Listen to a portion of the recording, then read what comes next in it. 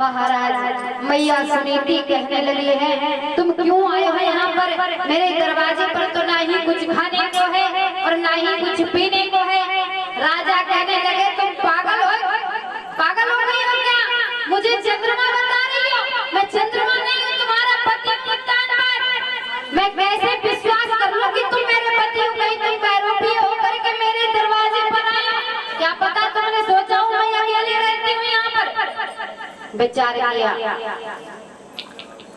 कहने लगी, हराना पागल मत बनो, ऐसी कोई रात में और फिर वो भी मेरी बहन तुम्हें यहाँ आने कैसे देगी? मेरी ये नहीं समझ में आ रहा है।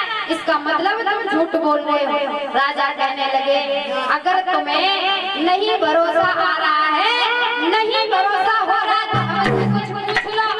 रानी ने विचार किया कि एक बात पूछ सकते हैं कि जिस कमरे में हम दो रहते थे उस कमरे का दरवाजा किस तरफ है? महाराज राजा ने सही उत्तर दिया।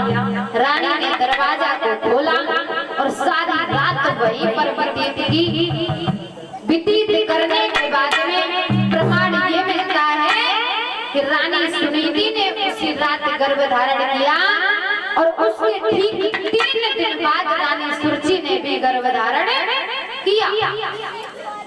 इधर महाराज दोनों गर्भ अवस्था में है, दोनों ही गर्भ अवस्था में है।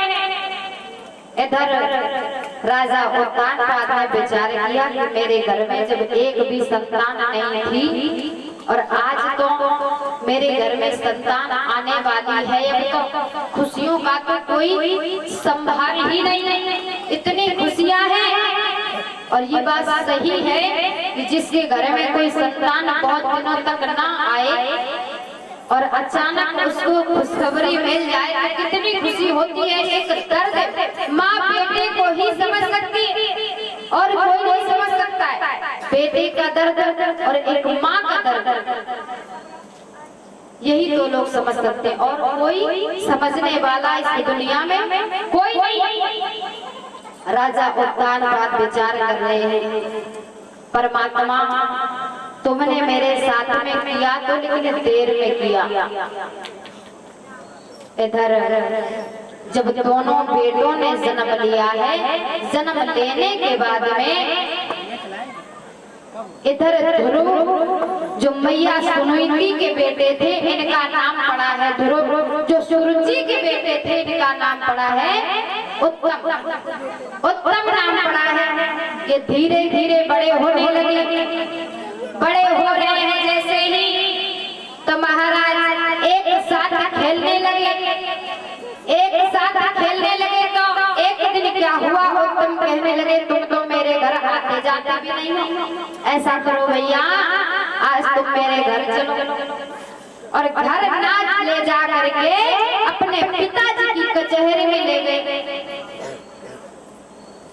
राजा उत्तानपाद ने विचार किया कि ये लड़का किसका है और उत्तम से पूछा, कहने लगे बेटा ये किसका बेटा है? कहने लगे वो जो बूढ़ी माँ इस नगर के बाहर रहते